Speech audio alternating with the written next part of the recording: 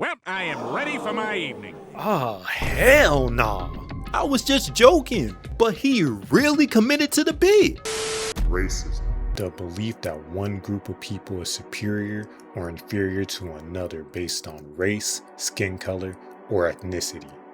Well, according to Google at least. And man, 1930s to 1960s cartoons were some of the worst offenders of this. But don't get it twisted. Some modern cartoons be racist as freak too. So we're gonna look at 7 specific moments across multiple cartoons, both young and old.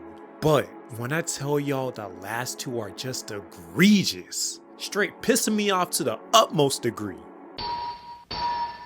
Alright, so the first one may come as a surprise to y'all, cause it dang sure was a surprise to me too. So there was this particular scene from this very dope special from Phineas and Ferb called Summer Belongs to You that I fondly remember watching as a kid. That shows Phineas, Ferb, and the gang heading to Japan on a plane because of course they can, the frick you thought. And somehow, I don't know how they got the coordinates, they were able to go and visit Stacy's grandmama. But when they arrive, just look what happens. Wow, Stacy sure has a lot of cousins. Oh nah.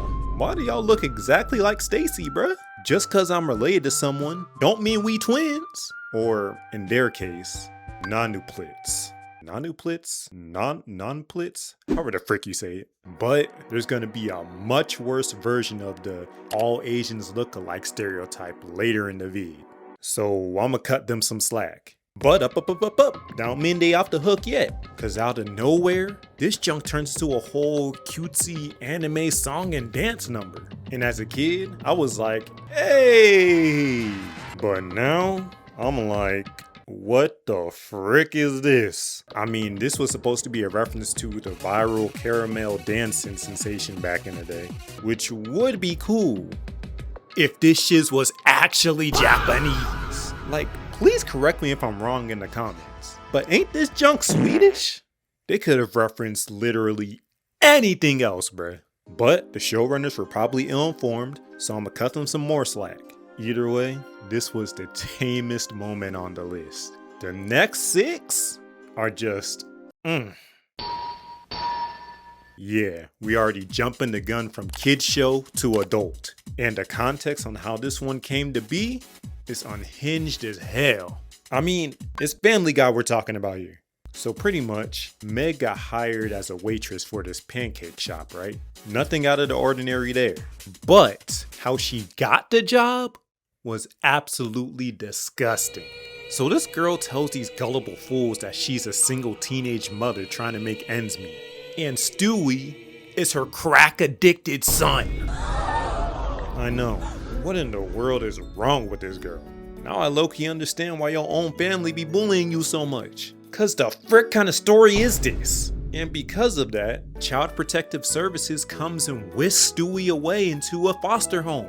But not for imaginary friends. It's a home filled with children of all different ethnic groups. All voiced by Tara Strong, by the way. So there's that. I mean, you can kinda see where this is going, but trust me, it's not what you think. So fast forward, and Peter comes to rescue his son from these 2 Christian Mingle representatives and encounters all of the jits surrounding the couch. And with Peter being an obese white man, obviously tells the kids that he's Santa Claus. But brother, hear what this Indian jit says specifically to the black kid? You are white. Jack and Sarah told me Santa is Indian. Don't be stupid. Santa is black. Santa can't be black. We do not fear him. Whoa. What did you say? Excuse me? What did you just say, bro?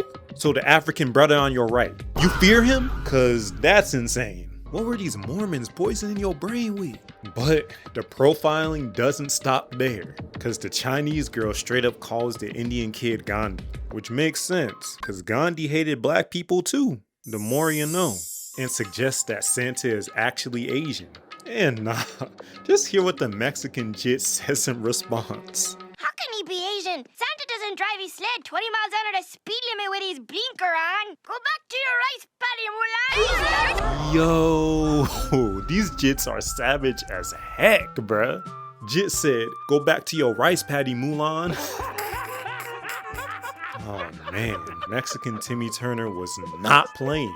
They was being racist as freak to each other for no reason. But yo, this next moment I'm about to show y'all is arguably even worse. Surprise, surprise, this one is also from Family Guy, except this whole episode is littered with racial and prejudice jokes. Shoot, just look at the title of the episode. Jerome is the new black? Really, nigga? I know it's a play on Orange is the New Black, but come on, think about it. Jerome is the new black? Crazy sentence. Anyway, off rip, Peter and the gang, minus Cleveland, that'll be important later, are chilling at the Drunken Clam, watching an infomercial promoting stereotypical and bigoted hit songs for some reason. Like, just look at these song titles. Drunk Old, I ain't gonna say that. Shout out to all my Indians though. Jewish Nose, Chinaman's Chance, Pew Stinky Frenchman, and Hey There Fruity?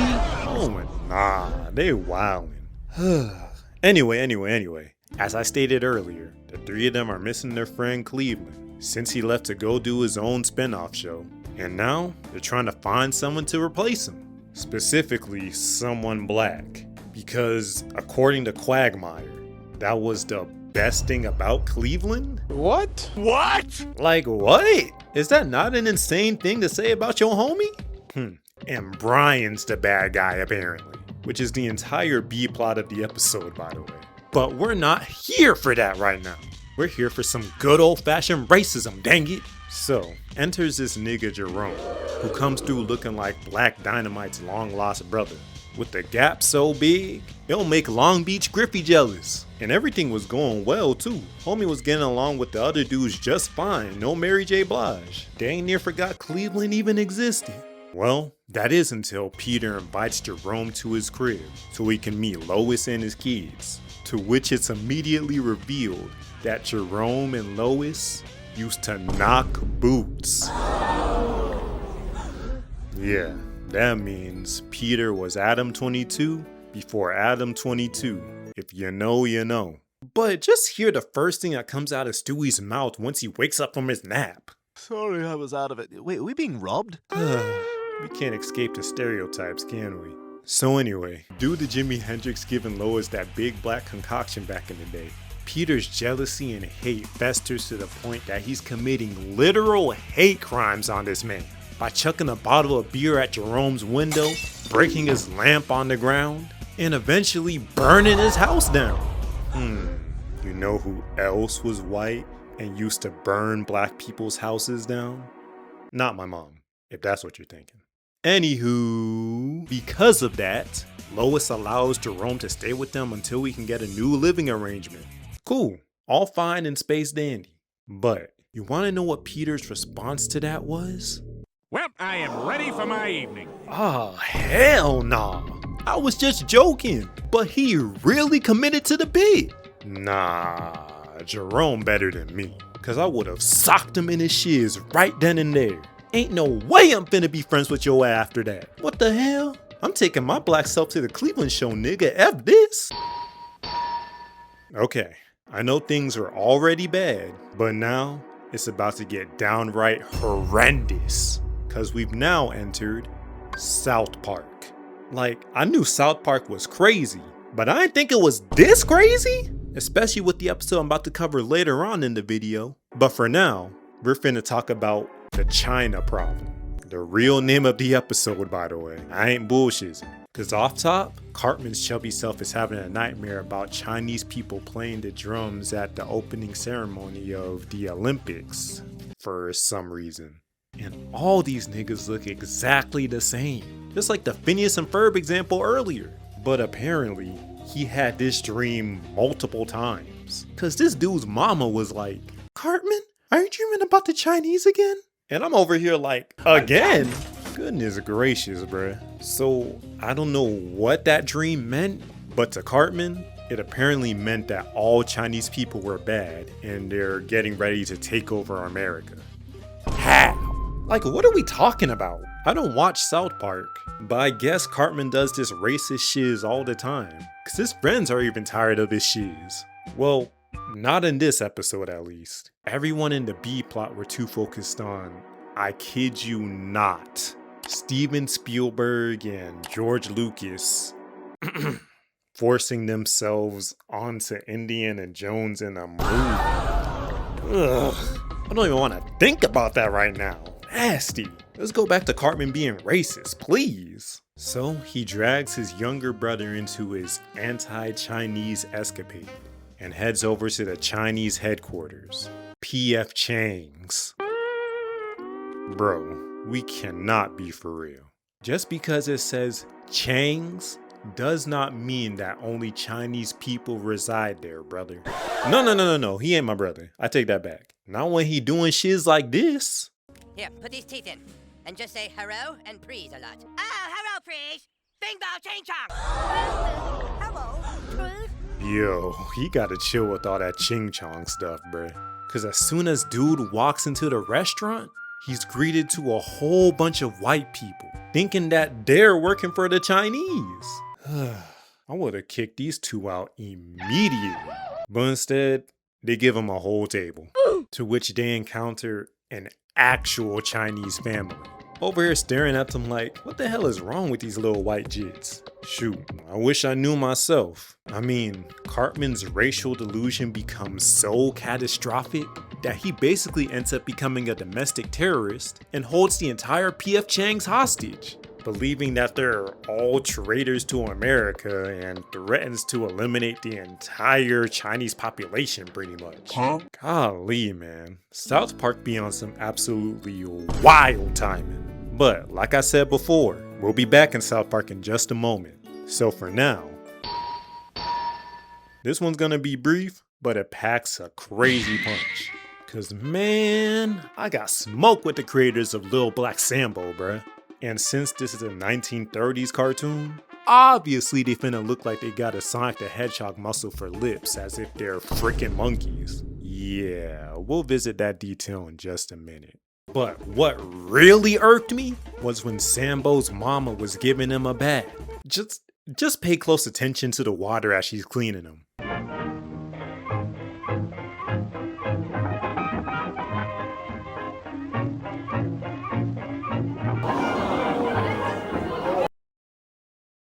Are we serious right now, bro? They made this woman quite literally wash the black off of him. Is that not crazy? And no. Don't cope and say that he was just dirty and needed to wash the mud off of his body. Hell nah, y'all know what they was implying? Shoot, even later in the short, Sambo's bum-ass dog starts cosplaying as a tiger and chases him down, making Jit climb up a whole tree. And what does Sambo do afterwards? Throws coconuts down at him. Just like a monkey. I told y'all it was coming. Yet, when an actual tiger shows up and hawks both of them down, Sambo gets so scared that he straight up turns into a white boy. What the heck? I know the animators were like, oh my gosh, he looks so much better like this. Man, ain't that about a bit? I guess washing the black off of him really worked in that case. Man, I've been sighing a lot in this video. I mean, can you blame me? This subject matter is atrocious, bruh. Well, speaking of atrocious, I told y'all we were coming back to South Park, didn't I? So, this next episode, with apologies to Jesse Jackson, was just outlandish, bro. I know South Park is supposed to be a satirical show, but I ain't gonna lie, they were big tripping with this one. So much so to where I actually had to question the writer's integrity for once. So look, Stan's dad Randy somehow ends up on the Wheel of Fortune and has a chance to win some big bucks. All he had to do was fill in one last word. So they gave him the consonants and vowels necessary for him to be able to guess the word. And mind you, the category is people that annoy you. So once they put all the letters on the board, this is what he was left to work with. And heck nah. What do y'all think that's supposed to? Nope. Forget I asked. But yo, look at the black guy just peeking. Brother was mad as hell. I've literally seen memes and gifs of this exact moment back in the day too. So, with Randy's options severely limited, he gives the most Hulk Hogan answer of all time. All right, I'd like to solve the puzzle. NAGGERS. Yo, this man really said it on live television. That's ridiculous, bruh. Straight hard R. I guess black people annoy him, huh? So yeah, the actual answer was naggers. But let's be honest, Pat Sajak really baited Randy with that one. And truly, I wish I could stop it there. Stan's dad gets publicly shamed for saying the hard R. End of story. But no, this is South Park we're talking about here. So not only did bro say the N-word on national television, but everybody in South Park started calling him a new nickname. Look, everybody, it's the nigga guy. Say, hi, nigga guy. Hi, nigga guy. What the frick? Did all these white people not just say the N-word too? Homie on stage said nigga, but everyone else said the hard R. Like, am I crazy? Literally anybody who he came in contact with would call him that slur, I guess. But later in the episode, Randy gets chased down by a couple of rednecks, over here about to shoot him as if he were a black man. And they out here talking about some, how dare you hate on the African American community. And I'm just thinking, you are literally saying the N-word right now. What are we doing? But before the rednecks could even put a couple of bullet holes in bro's sternum, a bunch of other N-word guys of the past come to Randy's rescue, driving the rednecks away. And yo, this next part truly irked my soul. Cause the very next day, the hard R guys all banded together in court in order to get the term abolished. And I kid y'all not, this dude Randy had the audacity to say, Guy. Two words which by themselves can be harmless, but which together form a verbal missile of hate. no. If you don't get the frick out of here with that bullshit. One word is way more harmful than the other. Matter of fact, one of them ain't even harmful at all. This is insane, bro. Oh my leash, I'm getting pissed off. But you want to know what's even more insane? They won the case. Oh my god, bro. Oh, hell no, man. What the fuck, man? You can't make this shit up, Cody. No wonder Kanye wanted to choke a South Park writer with a fish stick. I get it now. But what I don't get is this last moment we're about to cover. Popeye the Sailor Man. We all know him. We all love him. He taught us to eat our greens back when we were jits. But what if I told y'all that Popeye, like Mickey and Bugs, had a dark racist past? I ain't gonna lie, this shit was pretty terrible. So check it. Popeye goes on a trip to find his dad. Don't say anything. And bring him back to his mama, who looks way too much like the granny from Looney Tunes. So we eventually see him on this tropical island being pampered by two melanated women with these black men who look like barbarians bowing down to him. Oh brother, here we go. Anyway, fast forward, Popeye finds his dad and tries to bring him back home, but then gets tied up by the black people somehow who were originally worshiping his pappy. Like, just look at them, bro. Okay, let me chill though. So, as the black men are trying to murk Popeye and his pappy with spears, Pappy feeds Popeye some greens, and bro gets straight to work. As the black men are chucking spears at them, Popeye and Pappy are parrying the crap out of them joints, poking them all through a fence in the distance. And bro, this next part is just egregious. So, all of the black men just run into Popeye's fists like they ain't got no sense. Cause that's how white people used to see us, right? But then, Pappy hits them with the alley-oop, which eventually leads to this moment.